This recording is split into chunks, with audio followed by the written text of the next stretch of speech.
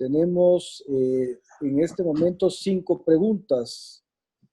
Mabe, fuera tan amable de llevar las preguntas para que la respondan el doctor y Martín. Sí. Aquí tengo la primera pregunta, que es de Silvia, y dice, ¿cuáles son los objetivos razonables de reducción de huella hídrica?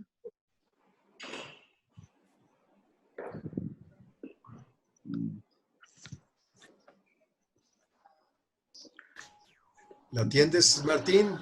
¿Perdón? ¿Atiendes esa pregunta? ¿Cuáles son los qué? Objetivos razonables de reducción de huella hídrica. Bueno, sí, está bien, Adalberto. Tenemos que adaptarnos a buenas prácticas para conservar los recursos hídricos. Realmente, nosotros para los ingenieros, voy a hablar de la parte de ingeniería, nosotros como ingenieros tenemos una norma de diseño en donde ponemos un mínimo de consumo para poder diseñar un acueducto.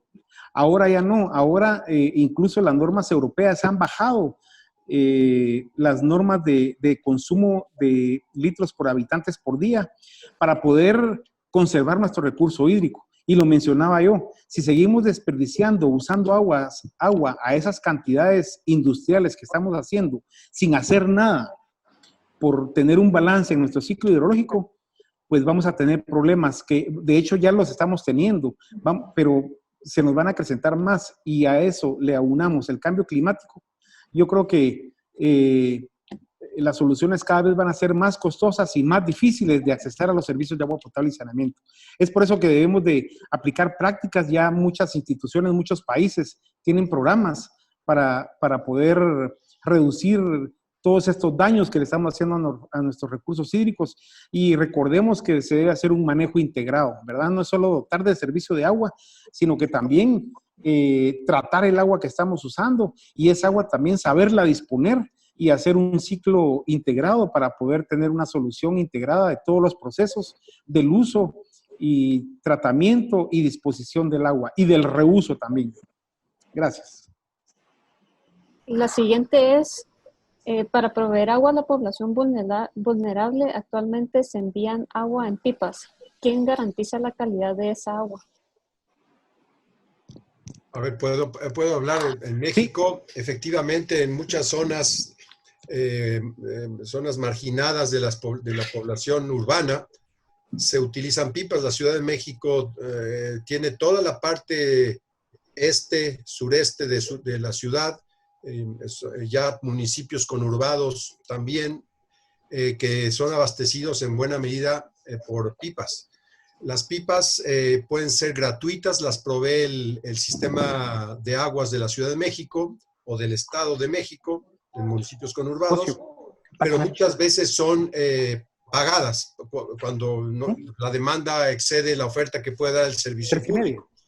Cuando es servicio público, el agua se clora a la salida de la pipa hacia su distribución.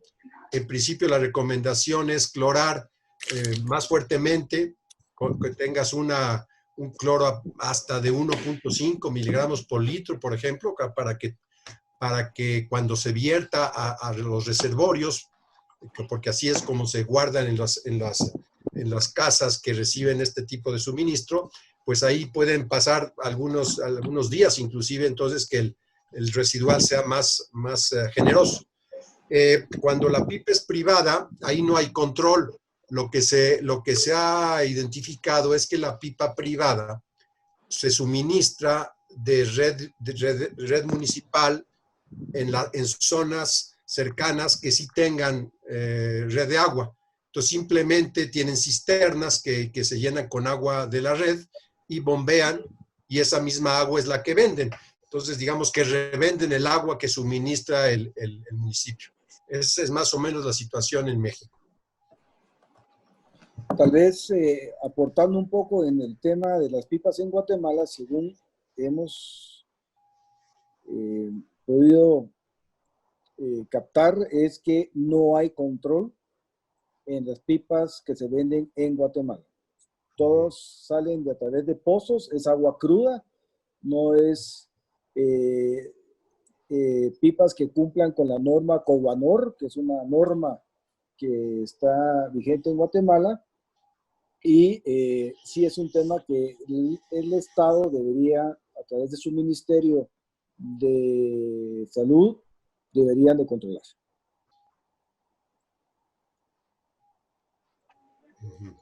Bueno, quisiera complementar, Eduardo. Sí.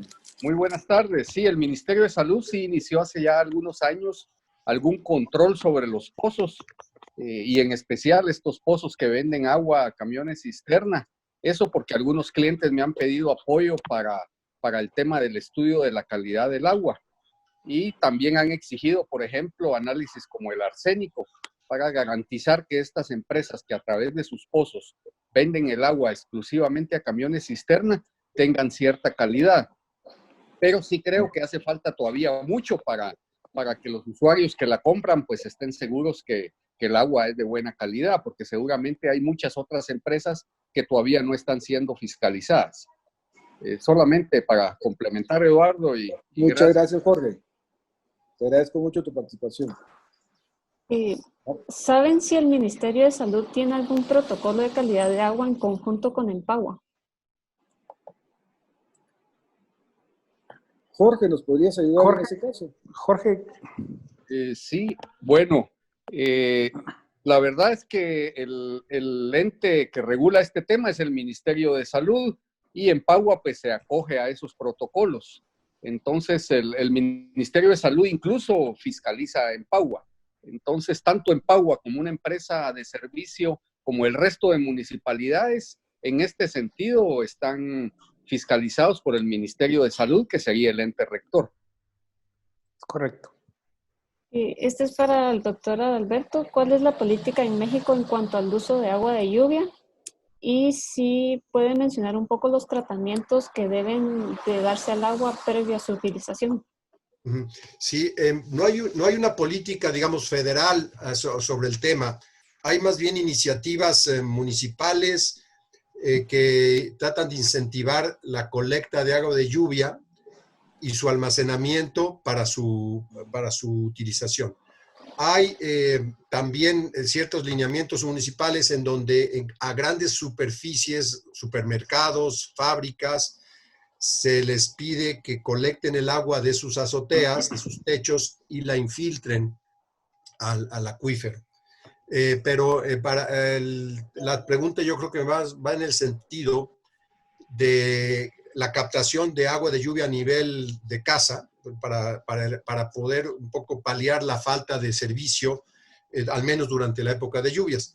En México ha habido algunas iniciativas de ONGs, de organizaciones no gubernamentales, que han desarrollado con donativos y apoyo gubernamental, donan los aditamentos para que con la asesoría de ellos, el habitante construya e instale el sistema simples, que consisten básicamente en recolectar el agua del techo de la vivienda, pasar por un sistema que descarta los primeros flujos, que son los que vienen sucios de hojas de tierra, lavado, digamos, es un lavado del sistema, eso se descarta, y ya una vez que eso se salió, se pasa por un filtro de arena muy simple, grava en el fondo, arena en la parte superior, y después a una cisterna típicamente de 1 metro cúbico, 2 metros cúbicos, que es donde el habitante acumula su agua. Básicamente ese es el esquema muy simple de descarte del primer descarga, de la primera arrastre del agua de lluvia, después una filtración muy simple y finalmente almacenamiento. Claro, se recomienda clorar esa agua con hipoclorito, con soluciones comerciales de cloro de limpieza, ¿verdad? Dosificado adecuadamente, o con pastillas de cloro que también sólido, que también se comercializan para proteger el agua una vez almacenada. Gracias. La siguiente, ¿cuáles son los principales obstáculos por los que no se ha logrado llevar agua y saneamiento a todos los rincones del país? y si existe algún estudio o si han considerado los efectos en los recursos hídricos por el uso excesivo actual de desinfectantes. Me permito responder esa. Bueno, Guatemala, uno de los problemas que tenemos es que carecemos de una entidad rectora, una entidad prestadora de servicios, y no tenemos una política de agua potable y saneamiento que pueda tener y trazar un plan de desarrollo que incluya a todas las comunidades que no tienen acceso a agua y saneamiento. Es por ello que este sector ha sido abandonado. El Ministerio de Salud tiene la rectoría en cuanto a calidad de agua, pero no tenemos un ente rector de prestador de servicios, está muy segregado. Las instituciones, hay muchas instituciones que hacen agua, las municipalidades hacen agua, las ONGs pueden ejecutar agua y en fin, no tenemos un ordenamiento jurídico. Tenemos algunas cosas muy desperdigadas jurídicamente que nos pueden ayudar a ordenar el sector, pero realmente este desorden no permite que se tengan las planificaciones correspondientes y también creo que ahorita el COVID nos está dejando una lección a muchos países en donde el sistema de salud se está viendo realmente las carencias que se tienen. Son sistemas de salud deficientes, con instalaciones de salud construidas desde hace muchos años que no han tenido el rubro para operación y mantenimiento, han sido descuidadas. Entonces, yo creo que ahorita va a ser una muy buena lección para poder mejorar estas condiciones. Al invertir en agua y saneamiento, vamos a dejar de invertir en salud. Entonces, y Guatemala, pues no es la excepción, no hemos tenido una política en donde pueda ser incluyentes la mayoría de personas que viven en el área rural. Y esa es la razón, los alcaldes prefieren hacer obras, parques, hacer carreteras, hacer escuelas o salones de baile, campos de fútbol, que proyectos de agua potable, ¿verdad? Esto no les da votos y como hay muy poca obligación en cuanto a ser incluyentes en un plan de desarrollo nacional, pues simple y sencillamente no se hace. Y por otro lado, no existe ningún estudio, Pablo. Yo creo que es una muy buena oportunidad ahorita. Hay un espacio ahí para hacer un estudio. Sería muy interesante hacer un estudio sobre la recarga que están teniendo nuestras aguas residuales con el uso de desinfectantes. Pienso que sería bien interesante contar con esto. Gracias. La siguiente es, si el agua es un recurso renovable y se puede obtener agua dulce desalinizando agua de mar, ¿por qué es escasa el agua? ¿O por qué se habla de esta escasez de agua? Una intervención, seguramente Martín también tiene su opinión. Bueno, el agua es escasa, pues sí, es que lo que sucede es que el ciclo hidrológico, efectivamente, ahí está, la naturaleza funciona muy bien, pero cuando interviene el humano, genera demanda de diverso tipo, y entonces también el humano, mediante obras, interviene en el ciclo natural, por ejemplo, reteniendo el agua en presas, permitiendo una infiltración, canalizándola hacia la población, la agricultura, la industria, recuperando sus aguas residuales, tratándola, descargándola al medio. Eso es, digamos, si funcionara bien una gestión integral de los residuos hídricos. El problema es que no es así como funciona, al menos en nuestra región. Y son obras que, si bien pueden aportar agua a la ciudad, no la tratan a la salida y eso impacta la calidad del agua del cuerpo receptor, que la contamina y la hace inadecuada para un consumo posterior, a no ser que sea tratada de nuevo, potabilizada con costos elevados. Entonces, la escasez está asociada con un manejo inadecuado. Claro, hay regiones donde naturalmente llueve poco, hay poca agua. Bueno, ese es otro asunto. Ahí hay que intervenir de otra forma y hacer un uso muy eficiente del agua. En ciertas áreas del país, por ejemplo, acá en México, justamente la desalación de agua de mar se lleva a cabo en la parte noroeste, donde está la península de Baja California, el Golfo de Cortés, Sonora, donde hay muy poca agua, hay muy poca precipitación pluvial, prácticamente no hay cuerpos de agua superficiales, los acuíferos están en riesgo de tener intrusión salina, si no es que ya fueron afectados por ello, y entonces se puede desalar agua, obviamente a un costo importante, pero es un costo que se paga porque de otra manera no se podría tener el recurso y la actividad que ésta soporta. Entonces sí, efectivamente hay escasez. Afortunadamente el humano tiene las tecnologías para resolverlo en buena medida. Simplemente estas tecnologías tienen que ser respetuosas a su vez del ambiente y el usuario pagar sus costos de operación porque de otra manera se abandonan, como sucede mucho en nuestra región. Sí, me gustaría, gracias a Alberto, y estoy de acuerdo contigo, la escasez está íntimamente ligada al mal manejo y a no hacer un manejo integrado de la cuenca.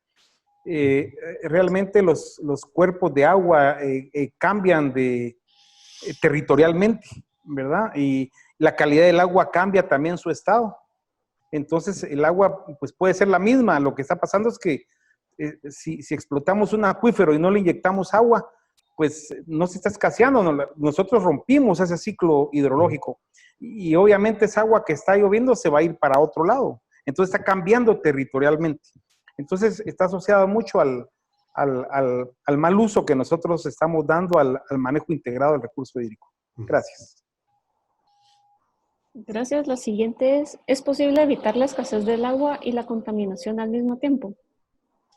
Pues sí, yo creo que sí, así es posible, solo hay que tener la voluntad política y social para poder, digamos, dotarse de la ingeniería y de infraestructura necesaria para hacerlo. La tecnología existe, se ve en muchos países, sobre todo el primer mundo, donde la exigencia social y gubernamental de normativas es muy fuerte. Ahí el agua, no digo que sea totalmente libre de riesgo de contaminación, pero está muy controlado todo y los sistemas operan razonablemente. Claro que se puede, simplemente hay que quererlo como sociedad. Gracias. Y por último... Perdón, Mabe. Tal vez complementando la respuesta, también creo que está el tema de la eficiencia en el uso del recurso.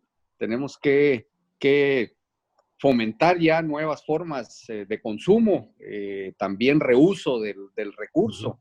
Es decir, Guatemala ha sido un país bendecido porque tenemos bastante agua. Es cierto que tenemos 6 meses de lluvia y 6 meses secos, no tenemos embalses multianuales y mucho menos anuales, digamos, para almacenar el agua de lluvia, pero creo que gran parte del problema de la escasez lo podemos ir solucionando con alguna normativa que vaya propiciando la eficiencia en el uso y también el reuso que en Gremia, pues de alguna forma estamos fomentando. De acuerdo. Gracias. Quiero comentarles que en AIDIS tenemos en nuestra página pueden encontrar un libro que escribimos. De hecho, el doctor Adalberto Noyola ayudó mucho con este libro y muchos expresidentes de AIDIS. Es uso y reuso del agua, ¿verdad? Entonces, el reuso del agua realmente es una fuente de agua en la actualidad. Las plantas de tratamiento son fuentes de agua para poderse reutilizar. Si lo pueden bajar, está en línea, lo pueden bajar y consultar. Muchas gracias. Gracias. Aquí dice, ¿existe algún proyecto en Guatemala para actualizar el estudio del agua subterránea en la capital y el resto del país? Tal vez el ingeniero García Chu. Bueno, lamentablemente hay pocos estudios a nivel nacional. A nivel del valle, donde está la ciudad de Guatemala, tenemos un estudio de hace aproximadamente ya 50 años que hizo el INSIBUME, que es el estudio más completo que tenemos. No ha sido actualizado, ha habido algunos intentos, pero en forma parcial. A nivel nacional hay únicamente un estudio que yo conozco en la zona del altiplano, que fue apoyado por la cooperación japonesa. Sin embargo, en el resto del país hace falta mucha información en cuanto a potenciales de agua subterránea, niveles de agua, etcétera, aprovechamientos. Así que en esa área creo que hay mucho por trabajar todavía. Gracias. Y aquí otra pregunta dice, ¿se pueden implementar los análisis de agua para determinar la presencia de COVID en el agua residual? Sí, sí, claro. Alberto.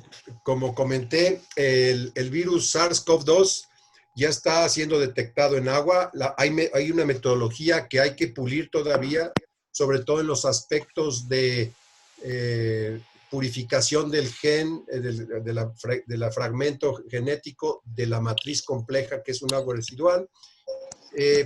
Básicamente, creo que no lo dije, aunque sí venía, el precio, el costo que se está identificando ahora es alrededor de $100 el análisis. O sea, no es barato. Y esto no comprende el equipamiento. Esto es básicamente reactivos consumibles.